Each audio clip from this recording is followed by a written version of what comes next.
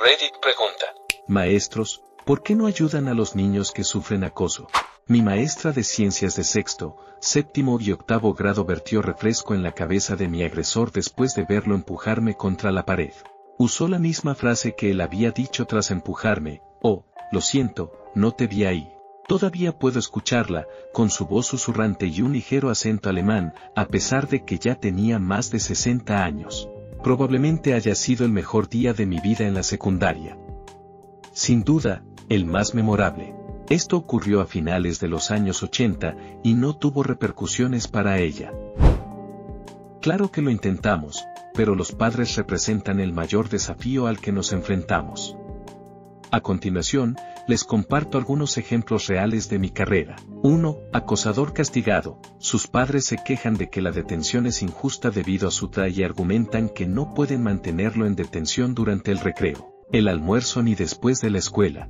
2. Acosador suspendido. Sus padres protestan, diciendo que la suspensión es injusta, ya que solo hace comentarios racistas debido al TA.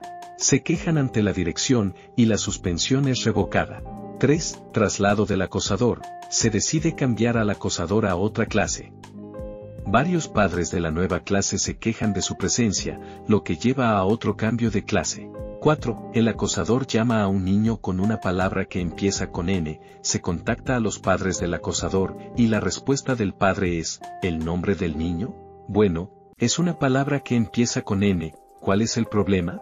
5. Amenaza de demanda. Se contacta a los padres de un acosador autista, quienes amenazan con demandar a la escuela, argumentando que su hijo no puede responsabilizarse por sus actos debido a su condición.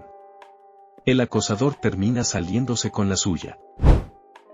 Espero que a veces podamos lograrlo. En mi escuela lo intentamos. En momentos en que un niño siente que no le ayudamos, podrían influir algunas razones. No estoy tratando de decir que esté bien si un niño acosado no recibe ayuda, solo ofrezco un poco de contexto. Las dos caras, si no vimos ni oímos lo sucedido, normalmente terminamos con dos versiones, una que afirma que la otra persona se metió con ella.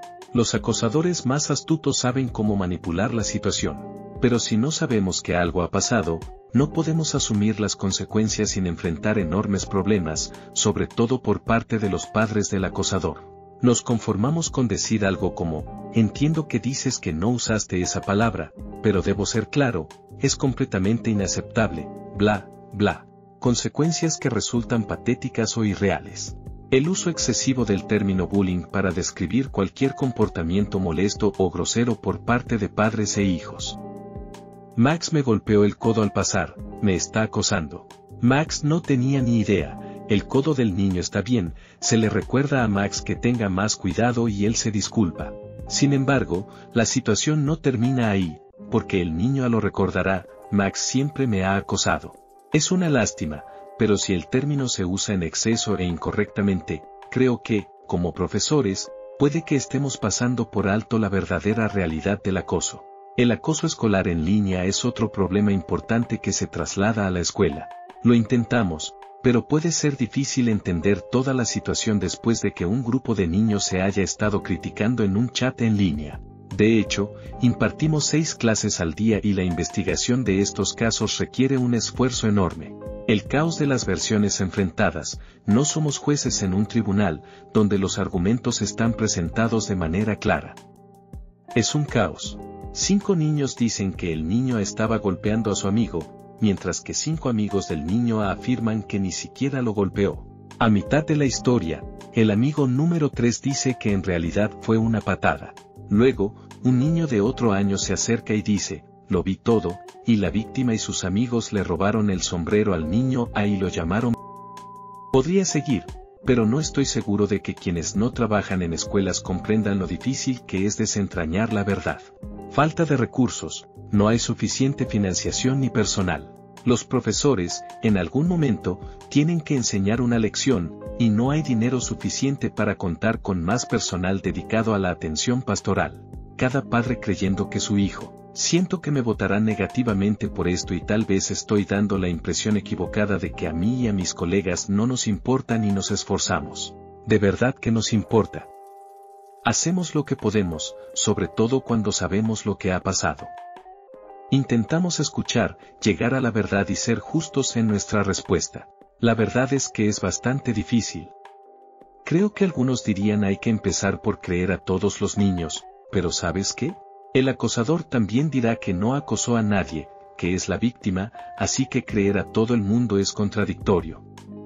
Y, ¿sabes qué más? A menudo, el acosador es también víctima de otra persona. Administrador y padres. Yo era maestra en una escuela primaria, y uno de mis alumnos venía de una infancia traumática. No dejaba de golpear a sus compañeros. Todos los días había al menos un niño que llegaba llorando porque él les daba puñetazos. Por mucho que intentáramos mantenerlo dentro del aula, alejado de otros niños, o incluso sujetarlo físicamente para evitar que causara más daño, la realidad es que hacerlo podría tener graves consecuencias para la escuela y los profesores involucrados. Al final, lo único que pudimos hacer fue decirle al niño que se mantuviera alejado de sus compañeros y pedir a la maestra encargada del patio que lo vigilara y lo separara de las peleas cuando comenzara a portarse mal. Aunque algunos profesores pueden ser problemáticos, la realidad es que los padres son uno de los mayores desafíos, tanto en la prevención como en la gestión del acoso. A menudo, las familias traumatizan a sus hijos, quienes luego arremeten contra otros niños. Algunas familias creen que sus hijos no pueden hacer nada malo y amenazan con demandar a la escuela o al maestro si se les impone algún tipo de disciplina. La administración también juega un papel crucial en la falta de dirección para los docentes. Muchas veces no existen procedimientos claros para abordar el acoso escolar y el apoyo es insuficiente, lo que deja a los profesores desorientados sobre cómo actuar. Los docentes a menudo se sienten atrapados entre la administración y los padres. De nuevo, no quiero decir que todos los docentes sean perfectos, pero la mayoría simplemente se sienten impotentes. Este sentimiento de frustración contribuye a la alta tasa de agotamiento entre los maestros, al menos en mi país. Como profesor de secundaria que sufrió acoso escolar, es una tarea muy difícil. Algunas razones muy reales son: la víctima suele creer que sabemos lo que está pasando y lo estamos ignorando, pero no es así. Normalmente, tengo 30 niños en cada clase. Cuando trabajaba en otra provincia, con un sindicato o contrato diferente, a veces llegaba a los 40, y yo era el único adulto en la clase. Además, tengo niños con designaciones OPI, lo que un profano conocería como necesidades especiales. Me esfuerzo por brindarles a todos la educación y la mentoría que merecen, pero hay tantas cosas a las que atender que, a veces, se me escapan detalles importantes. Muchas veces, sobre todo en educación física, intervengo en lo que parece un caso de acoso, solo para que todos los niños involucrados insistan en que son amigos y que solo están bromeando. Que un niño le quite una pelota de la mano a su amigo es una broma, algo que yo también haría con mis amigos. Hacerlo con un compañero que no es tan cercano, sin embargo, puede ser un signo de acoso. A menudo, tengo suposiciones básicas sobre las relaciones interpersonales de los niños, y quizás les doy el beneficio de la duda cuando no debería. Pero abordar estas situaciones se siente como jugar a la pelota, donde casi siempre se termina culpando a la persona equivocada, sin querer. 2. Como profesores, no recibimos formación sobre cómo manejar adecuadamente estas situaciones. Es triste, pero cierto. Nos enseñan qué hacer si se desata una pelea física, y básicamente nos dicen no te involucres, llama a la oficina por razones de responsabilidad. Como profesora, que suele ser querida por los alumnos y que tiene experiencia en deportes de contacto, cuando son chicos peleando, normalmente puedo meterme con cautela en el espacio, y se detienen porque corren el riesgo de golpearme, algo que no quieren hacer. Pero eso por sí solo ya es un gran riesgo. Siempre que se habla de acoso emocional o psicológico, básicamente nos dicen no hay una única respuesta correcta, todo es caso por caso. Solo usa tu criterio y conoce los protocolos de tu escuela, lo cual es un consejo completamente inútil. 3. La carga de la prueba. Si un niño me dice que está sufriendo acoso, algo que rara vez ocurre, no tengo mucho poder en esa situación y me arriesgo a empeorar las cosas. Si no hay pruebas, suelo ofrecerle algunas opciones. Hago todo lo posible por mantenerlos separados, pero ¿quiere que hable con el acosador? Me ofrezco a hacerlo de manera que no lo exponga, insinuando que lo vi o que varios niños me lo han contado. Pero el acosador no se va a ir a ningún lado, y lo último que quiero es que tome represalias contra su víctima por haberme contado.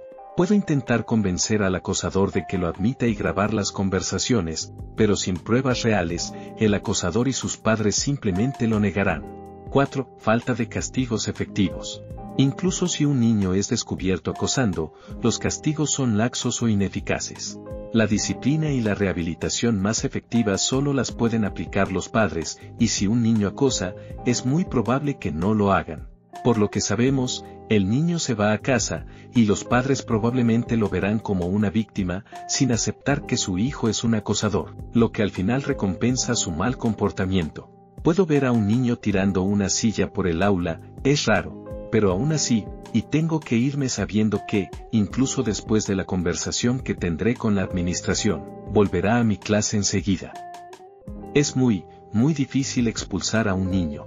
Incluso las suspensiones hoy en día suelen hacerse en la oficina de administración y, según mi experiencia, a veces los niños regresan a clase antes de tiempo, ya sea porque la administración no quiere tratar con ellos o porque el niño los engaña con buen comportamiento. Recuerdo una vez que un vicepresidente hizo esto sin avisarme. Tenía que planificar las clases pensando en este chico, y simplemente entró a mi clase por la mañana cuando no debía estar. Una hora después de comenzar la clase, recibí un correo del vicepresidente diciéndome que el chico había aprendido la lección y que iba a volver, que había aceptado las normas de su libertad condicional. Le respondí que ojalá me lo hubiera dicho antes, ya que el chico es muy manipulador, y que ya se había aprovechado de ella porque se dio cuenta de que yo no sabía nada de su libertad condicional y los primeros 30 minutos. ¿Volvió a estar suspendido después de eso? Para nada. 5. Los padres a menudo no pueden o no quieren hacer nada. ¿Sabes cuántas veces he contactado con un padre sobre el comportamiento de su hijo, solo para que me diga con indiferencia, sí, él también lo hace en casa, no consigo que pare, dejando claro que se ha dado por vencido? Casi siempre.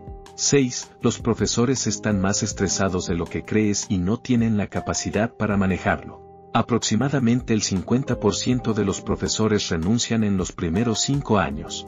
Es un trabajo durísimo y, aunque solo puedo hablar por Canadá, se ha vuelto mucho más desafiante en los últimos 10 años.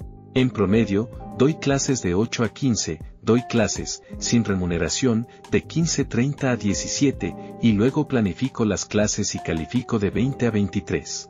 A menudo, después doy vueltas en la cama hasta altas horas de la madrugada, preocupado por varios alumnos que creo que tienen dificultades. Dependiendo de la temporada, suelo entrenar torneos los fines de semana. Los distritos han impulsado a niños con necesidades educativas especiales, como el autismo, a las aulas regulares con el pretexto de la inclusión, pero en realidad es para reducir los costos de tener espacios designados y docentes/personal de apoyo. Como docentes, no estamos capacitados adecuadamente para el aspecto actual de las aulas, y los distritos reducen el apoyo en clase que recibimos cada año. La inclusión sin apoyo es abandono. Los docentes somos quienes intentamos salvar una situación imposible y se nos dice que somos quienes estamos fallando a estos niños cuando, inevitablemente, no podemos lograrlo. ¿En serio? Me estoy ahogando. Mi salud física y mental está decayendo. Probablemente dejaré esta profesión, aunque eso signifique una reducción salarial y perderme las partes del trabajo que amo. La combinación de la generación del baby boom que se jubila y los profesores jóvenes, abrumados por lo que supone empezar a trabajar ahora, que renuncian o solo hacen suplencias, ha sobrecargado el sistema, y la carga adicional recae rápidamente sobre los profesores. Mi único deseo es conectar con mis alumnos y ayudarlos a prosperar, pero apenas puedo aguantar. Cuando la gente me contacta, suele ser para pedirme más o para decirme que creen que estoy haciendo mal. ¿Sabes lo que es luchar para aguantar un día entero de clases, sentirte abrumado por todo lo que tienes que hacer antes de mañana, solo para que uno de tus estudiantes llame a tu puerta y te diga que se va a casa? Yo sí. Y me alegra muchísimo que hayan venido a mí. Pero es algo mucho más difícil de manejar con la situación actual. Por favor, muestren algo de aprecio a los profesores de sus hijos, sobre todo a los más pequeños. Aunque solo sea un correo electrónico, cada vez que recibo uno, es como si me lanzaran un salvavidas temporal. muchos de nosotros apenas aguantamos. Algunos lo hicieron, otros se sumaron. Vi a un profesor burlarse en la cara de una pobre alumna delante de toda la clase, y eso fue en la secundaria. Simplemente no le importó. Recuerdo a un niño que fue agredido por varios estudiantes en la primaria. La escuela no hizo nada, así que la familia demandó a los padres de los involucrados. Como estudiante de magisterio, lo intenté. Sin embargo, la cultura y la administración absurdas me lo impidieron. Recuerdo que un niño se afeitó la cabeza para parecer genial o duro, y le impusieron un código de vestimenta. Qué lástima, porque a los demás realmente les impresionó su look. Lo regañé de una manera que, aunque no fue ideal, hizo que pareciera un rebelde, lo mejor que pude hacer dadas las circunstancias. Otros niños sufrían acoso por ser artísticos.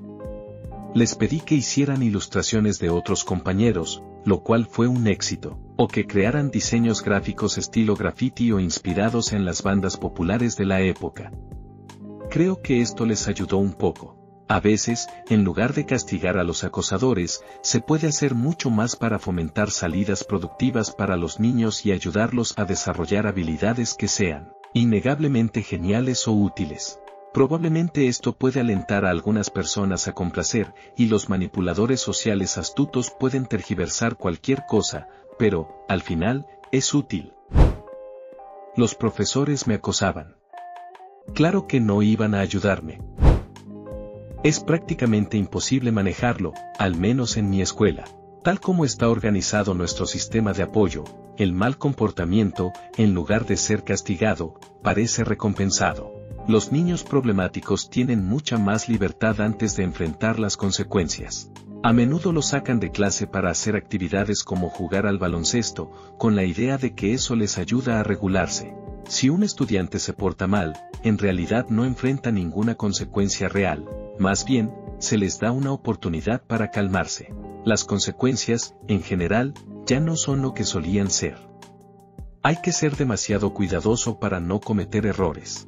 Por lo tanto, los niños que suelen estar en esta categoría tienden a ser los acosadores. Esto genera que crean que pueden actuar con total impunidad y, lamentablemente, a menudo tienen razón. Algunas razones adicionales, más breves. 1. Política. Las decisiones tomadas desde arriba, que afectan cómo se maneja el comportamiento, dificultan mucho las cosas. 2. Padres. Los niños con comportamientos volátiles a menudo provienen de familias con problemas, y los padres rara vez son voluntarios para involucrarse. 3. El acoso escolar rara vez ocurre delante de los profesores, lo que genera situaciones de él dijo, ella dijo. Y si elegimos creer a uno de los lados, por ejemplo, porque ella es una niña ejemplar y él tiene mala fama, el padre del niño acusado puede verlo como una discriminación o una injusticia. 4. Expulsar a un estudiante es prácticamente imposible, al menos en mi escuela, por lo que la peor consecuencia real es la suspensión. Sin embargo, esto a menudo termina siendo una recompensa para los niños problemáticos. 5. Con los acosadores, estamos luchando contra su difícil situación familiar. Muchas veces, es complicado verlo como una culpa totalmente del niño, ya que su comportamiento puede estar profundamente influenciado por el trauma familiar que experimenta. Por lo tanto, hay un nivel de compasión y paciencia que puede ser difícil de equilibrar. En resumen, lidiar con el acoso escolar es, para mí, la parte más difícil de este trabajo. Es complicado encontrar el equilibrio adecuado para abordar el problema de manera efectiva, especialmente cuando las circunstancias externas lo complican tanto.